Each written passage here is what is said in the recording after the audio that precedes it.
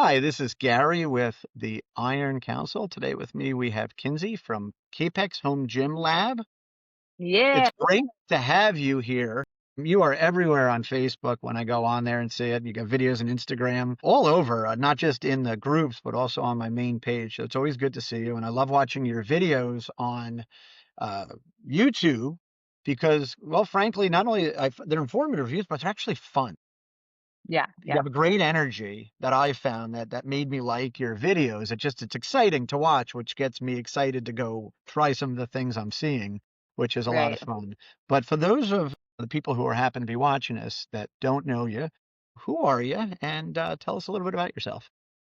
All right, guys, I am Kinzi, your favorite garage gym girly, and I'm just like the rest of you guys. I have started somewhere with my home gym, and recently, I've only been in my garage gym space for a year now.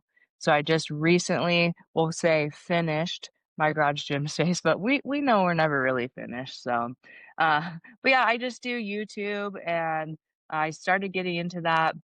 Actually, not even, I haven't even been doing it for a year. I started this last spring, if you can believe that. Wow. But yeah, I'm just your typical little average YouTuber trying to, I wouldn't say make it big, but I do want to be, a go-to in the space. I do have a lot of people like emailing me and messaging me, and it's just been really fun. So I'm just having a great time with the YouTube reviews. What originally got you into the idea of doing fitness more than the average, go to the gym 3 times a week? Right. Something that's unique, I guess you could say, about my journey is I have been overweight before. A lot of people don't know that. I know, haven't we all? We've all been a little bit chunkier in our life than we would like, but I'm 5'2", and I was like right over that 200-pound mark. And so I was pretty hefty, and it was right after I had my daughter, and she was a really hard baby. Really, really, really hard baby. And I didn't even realize how much I weighed. I was just so focused on her, and I just remember I think I was going to a job interview when she was around 6 months old, and I went to put my leg in some pants that I've always worn, and I couldn't even fit, like, my calf into the pants. Like, it did not fit, not even my calf. So then I was kind of like, "Huh, that's weird." And I remember I went downstairs to my bathroom, and I jumped on the scale, and it said 206. And I've always played sports my whole life in high school. I've never been over, like, 150 pounds up to that point. So I was flabbergasted. I remember I looked in the mirror for the first time in a long time, and I had no idea I looked like that. I had no idea because I had just been at home for 6 months with, my newborn baby, and so I just remember, like, right then and there, like, I was freaking out. I was having a whole meltdown, but then, like, part of me just said, like, no, this isn't who you are. Like, you don't have to roll over and just accept this. Like, you can do something about this. That was like after the initial freak out, that's what I said to myself. I was like, okay. So I ended up like starting to research, like, you go to Google and you're like, how do I lose weight? Like, what's and then of course, you get all the wrong answers when it comes to how to lose weight. So when I tell you that I've tried everything, I've tried everything. Eventually, I fell on calorie counting, doing it the right way, but that took me about, like, probably a year or 2. It took me a year or 2 to lose that initial, like, 50 pounds and get down to, like, I guess you could say my pre-pregnancy weight, and so then from there, since I, like, started going to the gym and stuff, because that's obviously when you need to lose weight, that's kinda what you end up doing. You go to the gym, you start lifting. I remember I had no idea what I was doing. Luckily, I've always had this type of I don't care energy about me, so I wasn't scared to go to the gym. I just was like, "I deserve to be in here as much as anyone else." And thank goodness, because that did save me in the end, because I did not know what I was doing. I was getting on the treadmill, pressing all these buttons. I remember I have this vivid memory of my friend doing a bent over, like, T-bar row, and he was like, "What muscle does this work?" And I'm like, "I don't know, I think your chest." Like, I just have this vivid memory. I had no idea what I was doing, but just over the years of researching, and I first got into powerlifting. That was the very first thing I got into, like, deadlifting, benching, squatting. A lot of people don't know that about me either because I do a lot of bodybuilding now. But, like, I broke a lot of, like, state records when I first started powerlifting. Wow. And yeah, I had, like, a 405 deadlift. I've benched 225, like, I broke that barrier. So a lot of people don't know that's where my journey started, is powerlifting. Unfortunately, I bulged a disc in my back, so it kind of, like, switched me directions. I started doing more, like, bodybuilding stuff because it was just taking a toll on my body. Anyone who power lifts knows exactly, how hard it is on your body, and so, yeah, kinda switched gears to bodybuilding and my friend and somewhere in between there, I really liked training, and I started just personal training. Hi, it's Gary, the Iron Counsel. I apologize for interrupting the video, but I had to stop and introduce a very special guest star to this video. It's Peter Keller from Fringesport. Well, Peter couldn't be here, but I do have a Fringesport mag pin, which are great, by the way. And had Peter been here, he would have joined me in asking you to like this video and subscribe to the channel so we can keep great interviews and reviews and other videos coming to you. Thanks. Now back to the video. At first, I started teaching women how to power lift because I didn't have, like, my certification to be a trainer. Okay. So I was just kinda teaching girls at the gym just, like, on the side, and the owner of the gym just let me do that, like, he was like, "I'm cool with it." Then later on, the owner of the gym was like, "Hey, if you want me to hire you as, like, kind of a contractor, you can pay me this much, and you can train as many people as you want in here." And so I ended up doing that. Once I moved and I had to, like, work at a big box gym, like EOS Vasa type place, because I didn't have a cool gig like I did. And I quickly realized working at a big box gym is terrible. Working at Vasa, EOS, like, it was just not my thing. So I ended up kind of being like, why aren't I doing this on my own? You know? So I ended up doing online coaching. And because of all my free time, I started building out my home gym. So you said So online coaching? yep, I did. That's where I kind of started once I left the big box gyms, And as not I to wanted to do interrupt you, but online. tell me No, you're more good. about that. I don't think a lot of people really know about that. Like, what is online coaching all about? So I have, and I still use this app to this day, but it's an app where you can build out people's programs and there's like even little videos for them to watch. So you really can customize their program to them. And that's what I really like broadcasted and marketed myself as like, hey, like I will build you a program suited to your needs, and you can put, like, their meal plans on there and everything, so it's a really cool app, and I still use it, for my clients now, because there's some clients that just meet with me, like, once or twice a week, and then if they go to the gym on their own, like, they'll have a workout for them to do.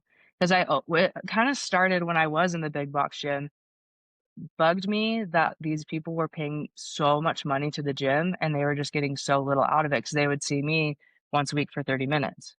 Then what are they supposed to do, the other 6 days of the week, when I'm not there helping them? So, actually on my own dime, I was paying for this app to put my clients on so they had workouts outside of seeing me. Oh, cool. So that kinda transitioned into, I'm just gonna use this app for online coaching, and I kinda, like, told my clients, like, "Hey, I'm leaving the gym, like, they're not fair to my schedule," like, there's just a whole bunch of things wrong with working there.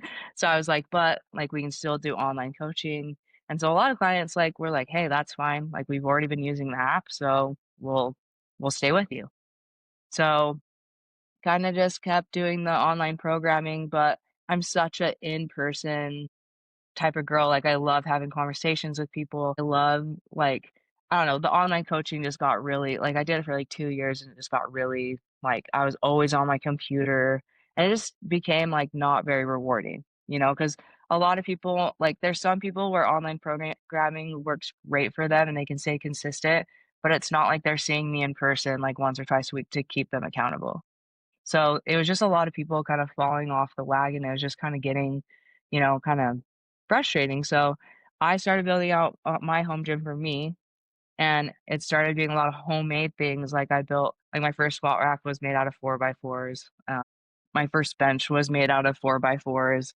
So, yeah, just a lot of homemade stuff, and then that slowly transitioned to, like, I bought my first dumbbell set, and then, like, I bought a treadmill, and, like, it just slowly transitioned from the homemade stuff to, purchasing things.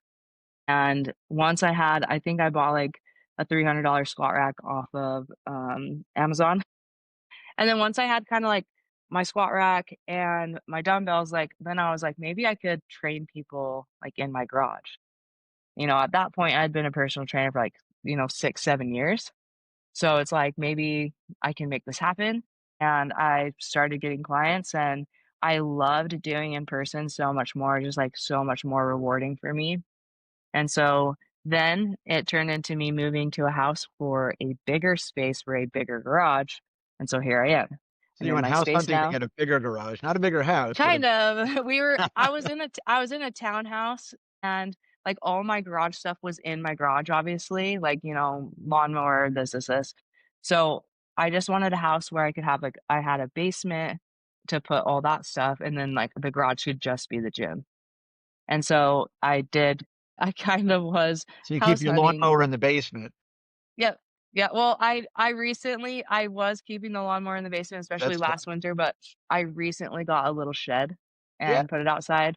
So now lawnmower I don't have to carry the lawnmower in and out of the basement, but yeah, so here I am in a bigger garage space. It's dedicated for me and my clients, and that's kinda where everything started. Like, it started as, like, a weight loss journey and then kind of a career change, and then the YouTube started with just, like, I like tinkering and I love, like, making things do multiple different things. Obviously, because I made a lot of homemade things, like, I already had that, like, I guess, engineer mindset of like, oh, I'm going to build this so it does this, this, and this. And so once I got into the space and I'm like people have, great minds think alike. Like I'm thinking I would have made this if I knew how to weld. And so then I started like reviewing things because, I liked the idea of being able to like tell people like, hey, you should get this because it's been like way fun for me to use. So What was that's your where it first started. that's great, actually. I also went through a pretty heavy duty weight loss journey myself of 130 pounds, which Nice. halfway through I got into back. Well, I guess I never really was into exercising before. We got into exercising and kind of, well, took off with it, the equipment. But I realized that the equipment is a separate hobby from the Yeah. exercise, which, and once I Yes. realized that, I'm like, wow, I get two hobbies for the price of one. This is fantastic. Do you remember what your first review was? Your first equipment review? So I think my very first video was the unboxing, which is hilarious. This isn't my first review video, but it's the first video I posted on YouTube. It was an unboxing of the Fringe Sport like sword. Like I don't know if you remember they sold Yeah, like yeah. these weighted swords. Yeah. So I that was think you like still my have it very hanging in first. your gym, right? Yes, I do. So So you that was my motivate very your first. clients. Yeah, I know. I'm like, hey, two more reps. No. But yeah, that was my very first video. I think my very first review video was the Force USA compact leg press. Okay. Yep, and then the next one up I could remember was the 4-6 flex arm. So those 2 were the 2 that actually got pretty decent views, like, right off the bat, and then I was like, "Okay, maybe I could do this, maybe I could make this work." So, So the yeah. 4-6 was the flex arm was one of your. I didn't realize that was one of your first videos because that's a Mhm. really pretty well made video. I thought you were. I mean, not that I haven't seen the sword ones, No, yeah. Yeah, but yeah, it totally. looked like you'd been doing it for a while at that point. So that's actually pretty interesting. That was not even that long ago. Like maybe a year ago, I guess. Yeah, I was gonna say I think coming up on this spring will be a year. Well, I guess February, March is when I put out the first video, but yeah, it hasn't even been a year. Oh, wow. I think yeah, I think that with how I explain things as a personal trainer, like I have to like break things down. I think it kind of helps with the reviews in a way because I'm used to talking. Because sometimes I watch review videos and I think about like, wow, if I was a first time, like if I didn't know, I don't know how to explain it. So if I didn't know anything about the gym or about equipment, like, would I be watching this video and understanding what they're saying? So when I do reviews, I try to keep that in mind. Like, okay, if I'm explaining this to someone who like isn't in the home gym space and is just shopping around for this machine, can I explain it in a way that like, hey, this works this muscle and break it down very basic? And because I already do that on a daily basis with my clients, it does help me kind of it reflects in my reviews, I guess. No, no, that's it does actually. And as someone a little newer to it, a lot of the reasons why I watched the reviews, like, especially towards the beginning of my little journey, was to actually also see how to use stuff and to get Right. ideas of what to do. The hardest part, for me at least, was figuring out what to do. I probably should have went to a trainer, but I didn't. Yeah. I didn't either. So So I was figuring it out. So, with that was one of the good things. So I do like it explained, but I guess the hard part is you also have to do it in a way that's not going to bore people that know something. It's meeting that middle ground where you're not scaring away newer people. So, no, that's actually really cool. I jump around a little bit, just no, it's as a okay. personality trait. What piece of equipment is really, exciting you right now? So it's kind of funny because obviously I just got, for those of you who watch my videos and stuff, I just got the GetRx tornado rack. Yeah. So that is obviously, like, in the forefront of my mind, like, I still am, like, finding ways to tinker around with that thing. It's awesome because obviously you have all the, adjustability on the arms, but I don't know if you saw, but I set my Smith machine up a little bit differently than how, you're supposed to. And so I've just been doing so many cool things with the flex arm, the center post, and like where I put my spin machine. Like I'm trying to come up with all these different movements. And so that's like super, super exciting to me. I'm not gonna get bored with that anytime soon. I can tell you that. I'm probably gonna drive myself crazy with tinkering with that thing and maybe even end up moving the Smith machine again. Who knows? Sometimes it's to my own detriment because I'll do something, I'll rearrange something and spend like hours doing it. And then I'm like, oh, this isn't gonna work. Oh, that's exciting to me, and I still really like I see you're a freak athlete, you're hyper pro in the background. I still really like using that. I think it's such an interesting piece of gym equipment. I do my Nordic curls every single day. So the 2 pieces in my gym I'd say that I can't live without, and that's most exciting for me to use right now is my GetRx Tornado Rack and the Freak Athlete. Those are the 2 things I'd pick if someone was like, "Hey, you can only have these, 2 things in your gym, what's it gonna be?" It'd be those 2 things. No, that's actually really cool. Someday I'll work myself up to doing a Nordic. My daughter actually, just right off the get go, and as soon as I got it, she's like, "Oh, this is easy." Like, seriously? What a turd. Yeah, I know. Like, really? Okay, oh my gosh. She's like, toot, toot, toot. I'm like, wow, okay, never mind. I can't No, like, I had oh, to and I can't get off my face. Yeah. yeah, I had to work really hard on those because my hamstrings were actually a very big weak point. I actually tore my hamstring, 2 years ago. Well, let's see. Yeah, 2 years ago, I guess a year and a half ago, playing football.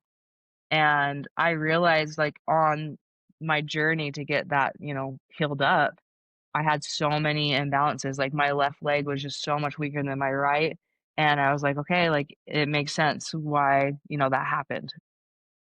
So the whole Nordic curl journey, actually, I wish I documented the beginning of it. I wish I had more like B-roll and more filming from the beginning because I really couldn't barely do like a set of 10 at like 45 degrees. Like it was hard.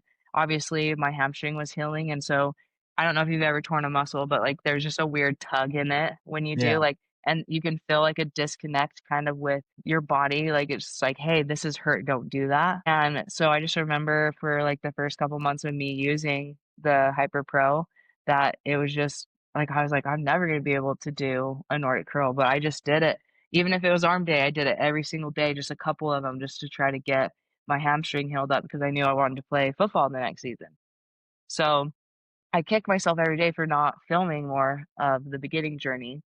But yeah, now that it's crazy now that I do them and I'm in that decline when I do the decline Nordic curl, there's like no tugging on my hamstring at all, like in a bad way. It's almost like the tear never even happened. So I really owe a lot of my hamstring strength to the Hyper Pro for sure. No, I can definitely see how that would, be able to do those would get your Yeah. hamstrings on. My legs definitely need a lot of help. So I'll keep Well, trying with them. my very first show, I'm not even joking, like, and I don't say this lightly, like I was embarrassed like on stage in a way. Like I was proud of myself that I got in shape to step on stage, but my legs never really came in. Like, if you look at my pictures from my first show, because I think before you diet down, you think you're gonna have more muscle than you do. It happens every single time. You're like, you look at yourself in the mirror, like kind of at your peak bulk, and you're like, okay, like there's a lot of muscle under here. This is gonna be good. And then you cut down and you're like, okay. It's I mean, you do lose a little bit of muscle too along that journey, and it's natural, but I just remember my first show, like, looking at my stage pictures, and I'm not even, like, exaggerating, like, I just had no legs, like, no quads, no hamstrings, definitely no glutes. I have a stage picture, and it's literally, like, my back is, like, straight down, I had no glutes, like, nothing, and so I just remember, like, making it a point, and that was 5 years ago, so, I mean, obviously, I've had plenty of time to build up my legs, but that's why I am so proud of my pictures now because in the last 5 years, my legs really did come from nothing. I had no leg muscle. And so my stage pictures now, I'm like really grateful, that I put in the work because it did pay off. Like I was very proud of what I brought to the stage this last time. Yeah, So yeah, see that you had I an owe a lot of that accomplishment to there. to football and I owe a lot of it to the Freak Athlete Hyper Pro. Yeah, that's very cool. That leads to the question I think everyone's always afraid to ask about cutting down, when you're cutting, is Mhm. how do you not just get super hangry and just tear everyone's head off? Because I know if I skip a meal, I'm gonna yell at someone. So how do you keep your emotions in check when you're not eating? I'm gonna be so real, like, so transparent. I don't think there's not you almost have to isolate yourself, that's, like, the answer, like, and that sucks because, my daughter, for example, I just kept telling her, like, "Baby, I'm almost done. I have 1 more month," and I remember giving her that talk all the time, like, "I'm too tired. I'm sorry, like, I know I'm grumpy, I know I'm being rude," but I've just explained to her, like, "I'm just exhausted, and, like, I promise things will go back to normal, here in a month," and so it's really a lot of isolating, like, I spent a lot of time in the gym and, because I 'cause I'm also trying to get, like, 15,000 steps on top of starving, like, I'm trying to get my steps in, I'm trying to get my workout in, and so that's kind of unfortunately is the answer, like, that's how you don't freak out on people, you just you you get yourself away from people, and it's I just get yeah, that's so I mean, quarantine. in a yeah, in a way, like, YouTube kinda saved me this time around because I had something to focus on outside of, like, myself, like, I knew I had to get YouTube videos out once a week, I knew, you know, it just kinda kept my mind, I guess, on something else rather than starving, like, I had something to do all day, like, whether it's filming or whether it was tinkering around with something, but, yeah, I think isolation when you're cutting kind of becomes a surreal thing because you are grumpy and you just don't have energy. Like, I had energy to get my clients through their workouts, I had energy to film for YouTube, and I had energy to do my workouts and nothing else, like, nothing more. Like, the rest of the day was just getting myself in bed and getting sleep, and so, yeah, unfortunately, the reality is you just avoid people, that's how you don't freak out on 'em. And as you've delved over this last year or so more and more into becoming a creator of videos and Mhm. whatnot, what has surprised you the most? What weren't you expecting? Well, I hate to pull this card because I don't pull this card generally, but I was actually really nervous of being a female that people wouldn't take me seriously. I think that's something I've tried to not let that be um a I don't know, a traffic cone in my life. Like I've tried to like not make that a thing, but I think in the space, I've always been a tomboy. So I've always felt like in my life I had something to prove. Like I could keep up with the boys. I have 2 older brothers, so that's just always been my thing. And so I think I was, like, really nervous of, like, not being able not having people take me seriously, and I didn't have that at all. Like, the home gym community has been so welcoming and, you know, I don't know, I couldn't have had it go any better, really. Like, people were so welcoming. A lot of people, like, were like, "Hey, go watch Kinzi," like, "Hey, she's really good at this, really good at that." And so that just, like there's, like, some things, like, I feel like with certain small, like, niches and stuff, like, maybe where I, like, don't fit in, but I mean, that doesn't have anything to do with me being a female, that's just what I specialize like, you know what I'm saying? Like, everyone has their little thing that they're interested in, and then we just, like, build on those things that we're interested in. So, I think I don't know, I was super scared that no one was gonna take me serious just, being a girl, but I haven't experienced that at all, everyone's been so nice, so it's been really cool. No, that's actually really great to hear, especially as the father of a teenage daughter. You never want to Yeah, see barriers put up in front of everyone. I'm glad, I was afraid to say I said something bad about horse stall mats and everyone turned against me.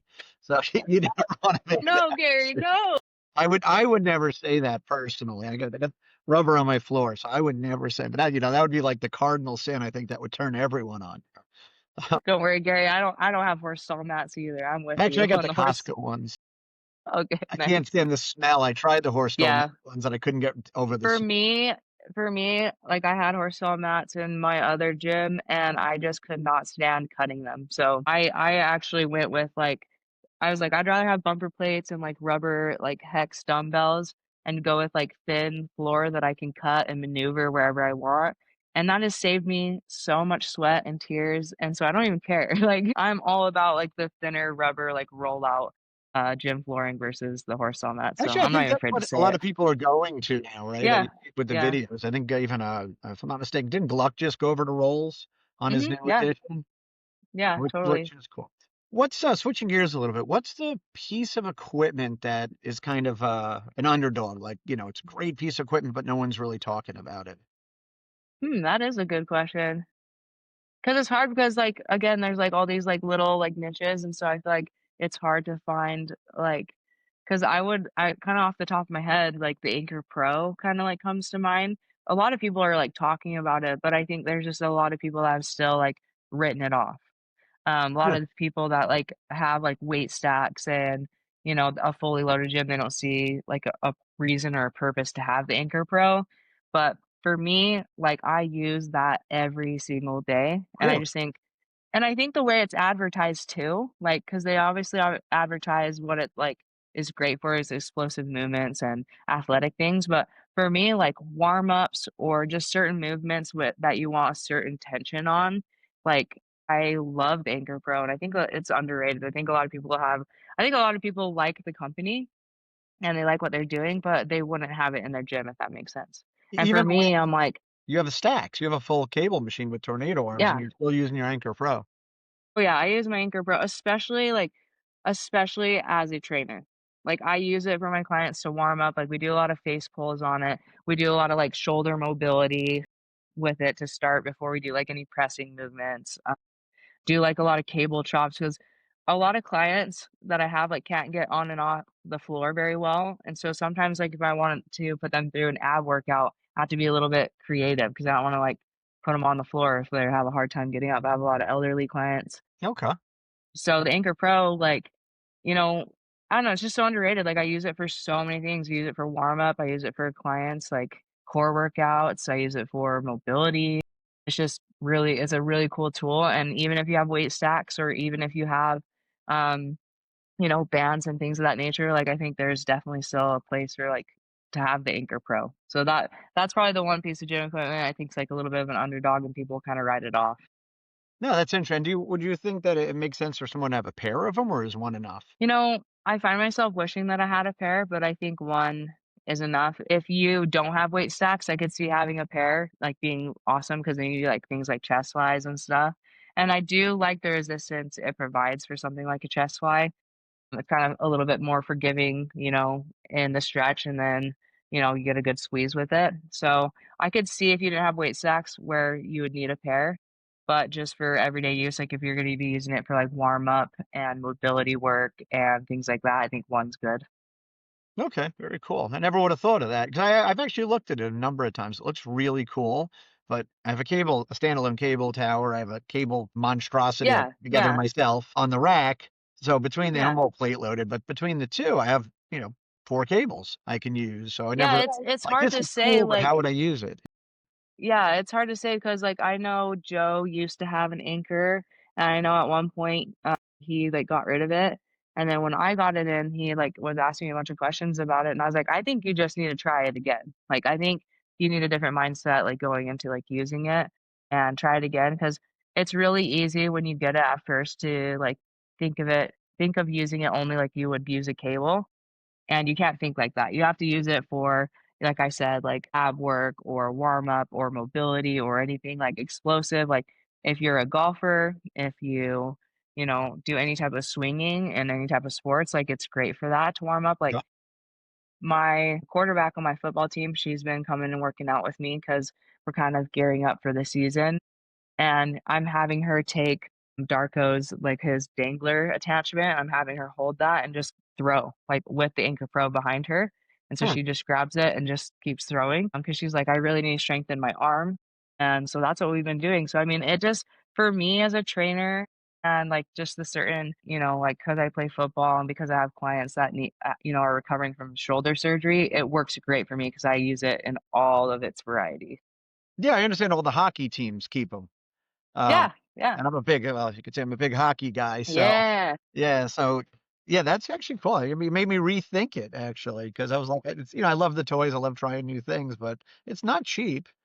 No. For a Yeah. pair of them, you can get a Vultra, Yeah, basically, exactly. price wise, and everyone raves about those, obviously. So, but then I'm like, oh, I got that. That's interesting. Now, next up, I've been wanting when you agreed to let me interview you, and thank you again for that. One of the things I Yeah. wanted to ask you about when I first started, I guess 18 months ago, one of the first things I purchased was a Kepi 1000 bench. It was like their cheapest one, and I think it was probably the only one they had at the time.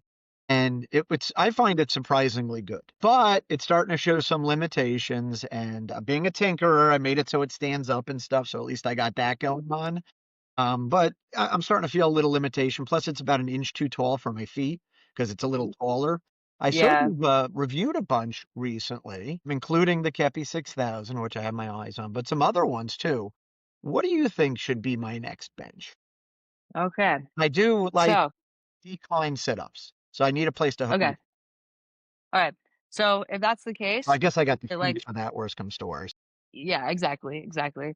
Well, so for me, the 2 benches that I've like that are my favorite after, the bunch that I've reviewed lately is still gonna be the Rep Nighthawk. So if you have like I always tell people, if you have the budget for it, get the Rep Nighthawk, but if you're getting the bench and the leg roller, you're in at like what, 600 bucks if you get that. But, the Rep Nighthawk, like, obviously the Kepi is comparable because it's like the same height, so I like that about the Kepi, and I like so kind of I guess it just depends on how much money you wanna spend on it. The Kepi all in is like 350, and you get the leg roller, and you get the bench, and you get the arm pads. Arm But things. if you yeah, but if you wanna spend a little bit more for something that just feels a little nicer, then the Nighthawk, you know? I find myself with all the benches, I still, gravitate towards the Nighthawk. Okay. If someone was like, "Hey, I don't have over $400 to spend," then I would say the Kepi 6000 for sure. Okay. Okay. Those are the Yeah. 2 I'm kind of trying to decide between. Yeah, the only thing with the Kepi, like, because when you wheeling around the Nighthawk and putting it up into its, like, vertical storage is so smooth. It's so nice. The Kepi, because its weight, it kinda distributes its weight differently, when you go to stand it up, it kinda, like, flies forward, right? So, that would be, like, my only thing, and then, obviously, the Kepi just doesn't have as nice, vinyl material as, like, the Rep Nighthawk. For the lifts that I do, because 'cause I'm not, like, a power lifter anymore, it doesn't bother me. It's a little bit on the squishier side, and I wouldn't say it's, like, super grippy, but if I was using that as my daily driver, like, I wouldn't have any complaints because it's not like I do any movements where I need to, like, dig my shoulder in the bench and I need, like, maximal grip out of it, like, I just don't do those types of lifts anymore.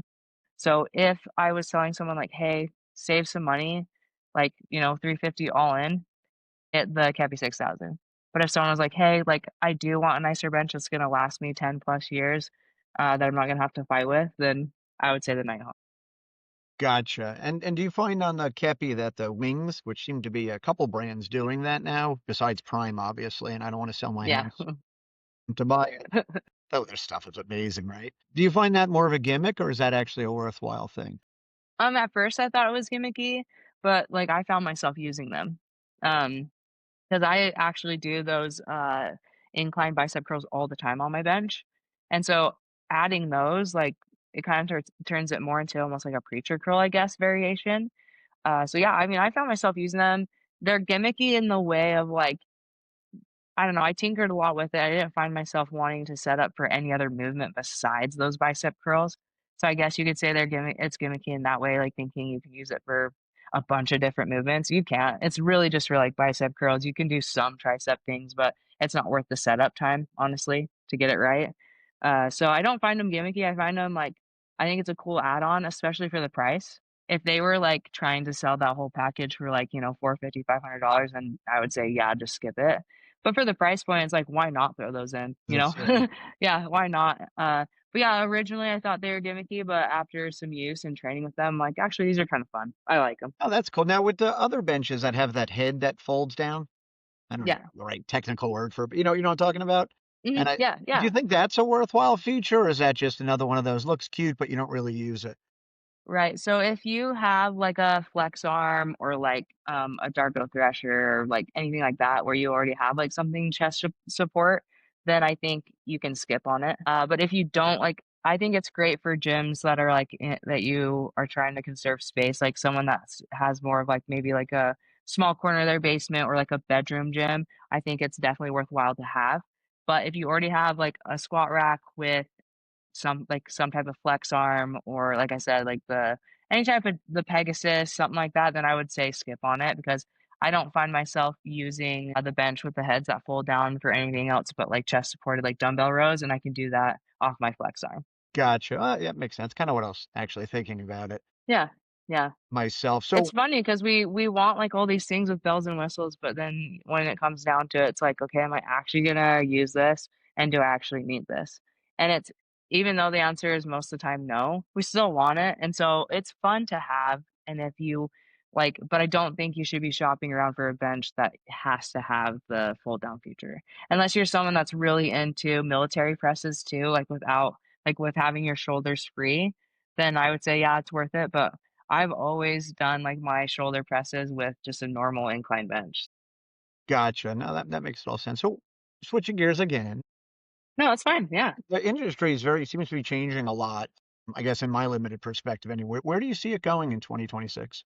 Well, I feel like because there's been, like, kind of a big expansion of reviewers, like myself, I think it's gonna kinda settle, I guess. I think there's gonna be a lot of people that, come into the review space, and I think there's gonna be if I could tell the future, I'm calling it. I think there's still gonna be like, you're gonna have Gluck and you're gonna have Coop, like the big heavy hitters. But I think people are gonna want, and I do see this every day. People are gonna want like some of the smaller channels to review things. Like, you know, um, I know Jungle Gym Reviews is doing really awesome. He's gonna be like a top dog, I think for sure. He's He just killing it. does awesome. He just does a good job. Like he deserves it. But I think it's gonna settle a little bit. I think the reviewers that are whether that be me kind of being like a smaller reviewer or what, but I think the dust is gonna settle and there's still gonna be those top 5 people.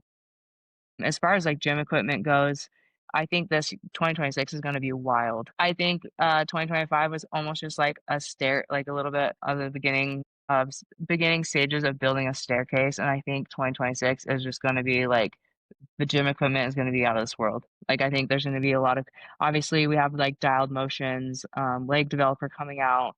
We have obviously, Rep announced theirs, and I know they're, in collaboration with each other, but I think it's gonna be a really cool year for, equipment. I think it's gonna be one of the best years we've had, so I'm excited.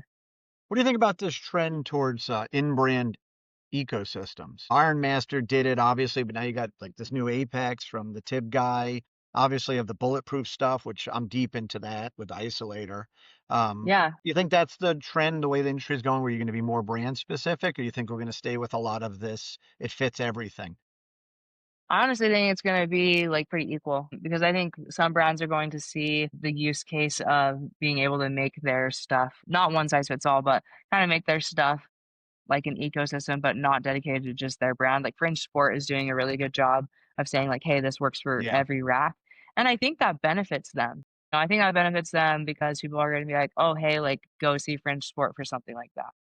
And then I think we're gonna see, like, just I think Bulletproof's gonna keep doing what Bulletproof does and, make these crazy things. It's so cool, everything that he's doing, and so, yeah, Vision, no doubt. I think it's just gonna be an equal mix again. I think that some companies are gonna lean on making things for everyone, and I think some companies, just are like, "Hey, I've been doing this for years, just kinda building out my ecosystem, so I'm gonna keep doing it that way." Okay. What's your go-to workout? Like, if you have time to do one exercise, what's it going to be? Well, that's hard. If I had time for one exercise, I'm probably gonna get my Hyper Pro out. I'm probably gonna do some back extensions. I always have, like, a tight lower back. It's rough. It's rough out here. My lower back's always killing me, so probably gonna be some back extensions on the Hyper Pro, which is surprising that I would choose that, but I'm getting old, I guess. I don't know. Oh no, the back definitely has got a couple years on you. Back's definitely one of the first things to go. There's no doubt. What about Tell me it if you doesn't had, get worse. well, you're fighting it the best way, right? By exercising it. If you could find any reason to avoid an exercise, what's that exercise you could find any reason to avoid? Burpees. They're actually Burpees. I tell my clients, like, in their first session, I'm like, "Hey, don't worry. I'll never make you do a burpee so you can find some comfort in that, because burpees are 110% against my religion. We just don't do them here. We don't do them up in here. I think they're just too high risk of injury, especially Yeah. I feel like people use it as, like, an entry, like, hit workout movement, but when you're new to working out, like, a burpee can really injure you really quickly.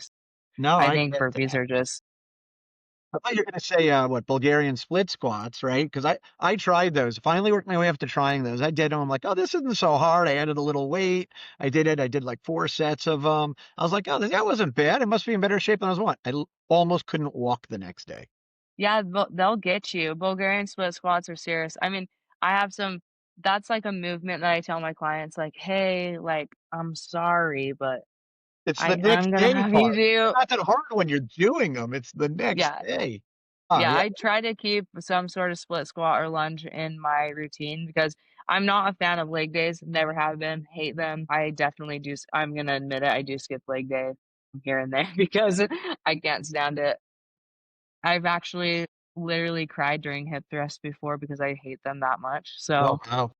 I mean, if you're going to ask me that question again in a different way, I might say hip thrusts, but burpees for sure, not doing them. Hip thrusts, I have to force myself to do them because Lord knows I need them. Gotcha. Wow. So what's next for you, Kinsey? What's your next new Well, thing? my next new thing that's kind of staying on my mind is because I won overall for figure and women's physique, that qualifies me to go to nationals. I could have chose to go to nationals this December or next December, and I just obviously didn't have it in me to keep dieting. So, um, yeah, I was like, no, we'll go next year. So that's kind of at the forefront of my mind is nationals next year. Obviously, the hope there is to get my pro card, and I do feel like I have a good chance because I have a whole year to build and, build up my weaknesses. So that's kind of on the forefront of my mind, but I also I do play football and my football team is trying we're actually kind of in a pickle right now. Our head coach kind of said, I don't want to coach this year. And then we're trying to transition to player owned. And it's just like a money thing. And it's hard to find, it's hard to find women who want to play tackle football, believe it or Like not. what kind of league is this? So it's the WFA. So that's we're actually a semi-pro team. So if we win championships, like, we get to go play in Canton, Ohio, and we get to be on ESPN. So, I mean, it's a cool league to be a part of. It's just it's hard because again, well, we have 3 women's football teams here in Utah, and we're kind of, I guess you could call us like the underdogs, our team, and so we're always struggling to find women to play. And so it's really just a numbers thing and it's a money thing. So we're trying to figure out how to keep our team alive. So we're going to be doing some fundraising and try to make that work. So that's like the next thing for me is just trying to focus on keeping the team alive. Do And some if videos I, on this. yeah, I've definitely thought about it. It's just it's one of those things. Like, I love football so much, but it's how do I say this? It kind of interferes with my profession, if that makes sense. Like, it's hard to do both. It's hard to be a football athlete and it's hard to be a bodybuilder. Like, this last year during the season, like, I was dieting during football and it cost me a lot because I didn't have a lot of energy during practices, didn't have a lot of energy during games. And, so I just felt like this season just felt kind of off because I just wasn't like and I was, like, a lot lighter than I normally am. I was, like, 20 pounds lighter, and as a running back, you feel that. Like, when someone hits you and you're 20 pounds lighter, it just hurts worse. It's just the way it is. So, Yeah. it's hard because I love football so much and I love bodybuilding so much, and they just unfortunately don't, intertwine together very well. It's hard to diet, while you're playing football, and it's hard to, and it's scary because if I get hurt, you know, during football, I can't do my competition depending on how I get hurt. And during the 4 years I've played football, I've broke 3 fingers, I've broke my femur, like, I've had a fracture in my Wow. femur, I've tore my quad, I've torn my hamstring, like, these are things that could easily happen during the season that is gonna affect whether so it's kinda scary because I really have an opportunity here next year to go to nationals and get my pro card, but I also am like, "Okay, am I going to risk possibly getting injured during my football season?"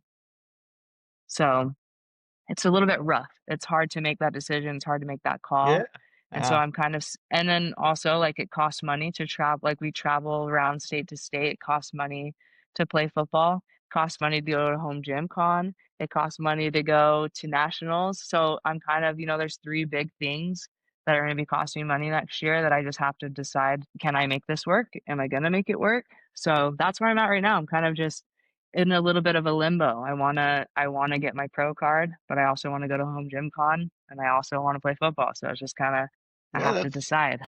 that's tough. It's like got a kind of a good problem to have choices to make, but Yeah, it's always hard to yeah. make them. Is that why your barbell is sad on your hat? So this is like a company here. I don't know if they're out of Utah, but it's called Unwell Barbell, and it's a brand that raises awareness for mental health. Okay.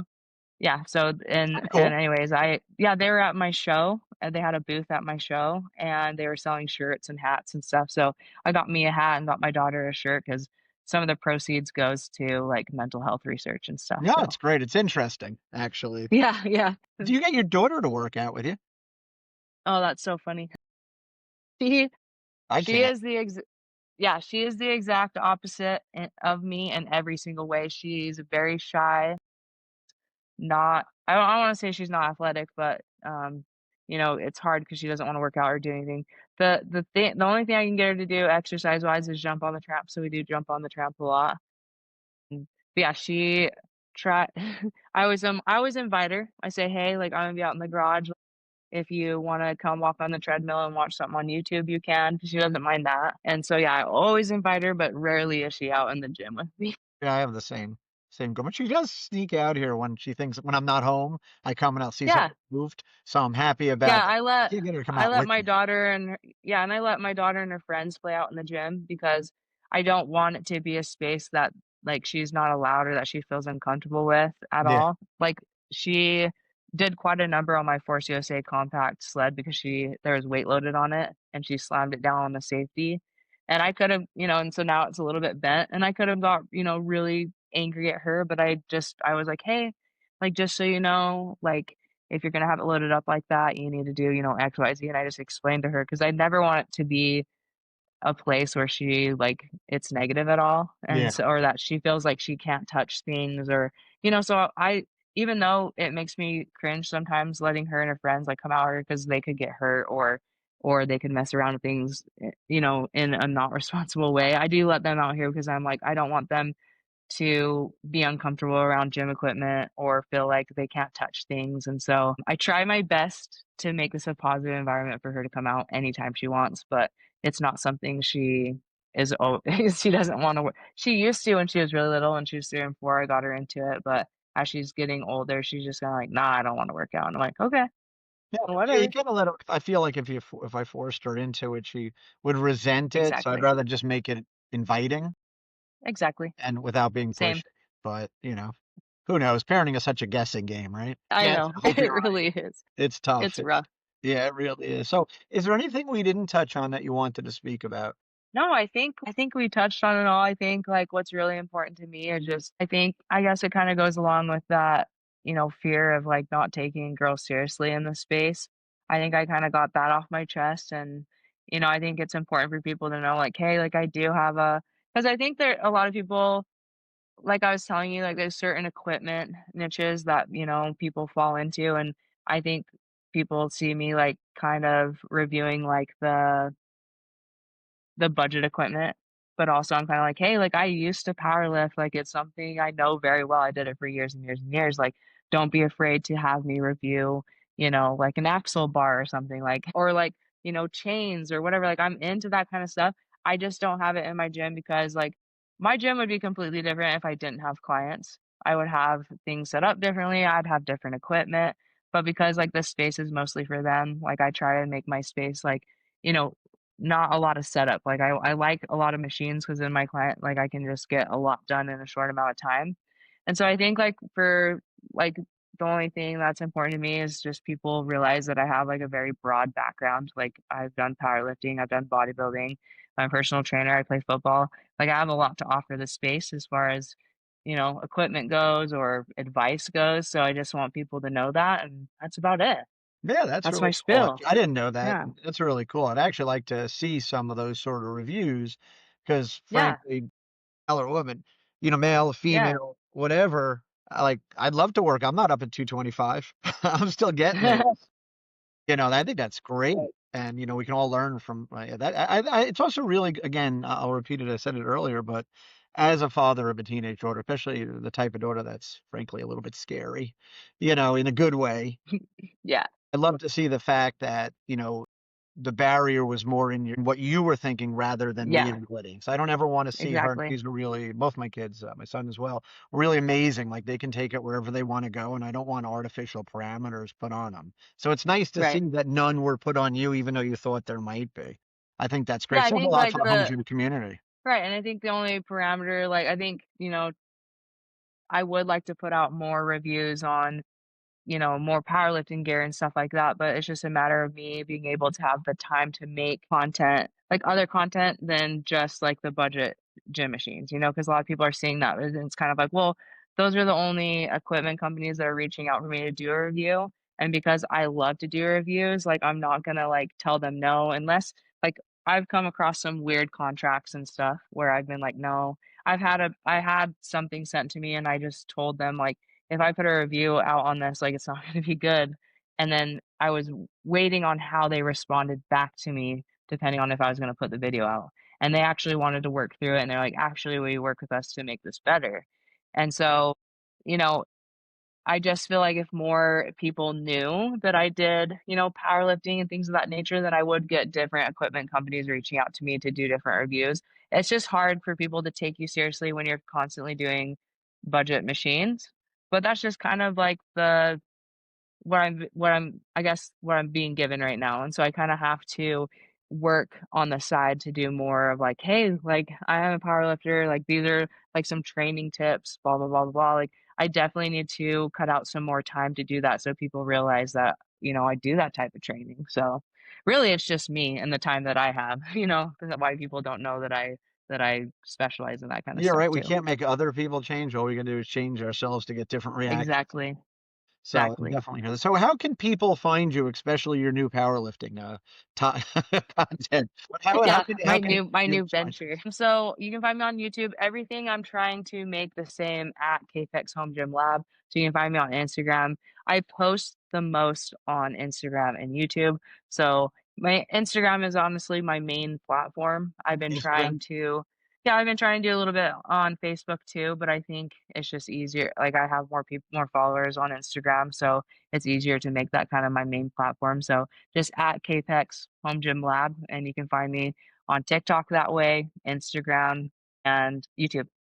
Excellent. Hey, look, thank you so much for doing this. I appreciate it. I learned a lot about you. I hopefully everyone who watches this will also learn about you, football, powerlifting, Yeah, your journey. It's excellent. I really appreciate you doing this. yeah. And well, that's it. Thanks. I never not end these things. Thank you so No, much. it's okay. Thanks, Carrie. It's We'll been talk. awesome. Staying tight. We'll talk to you soon.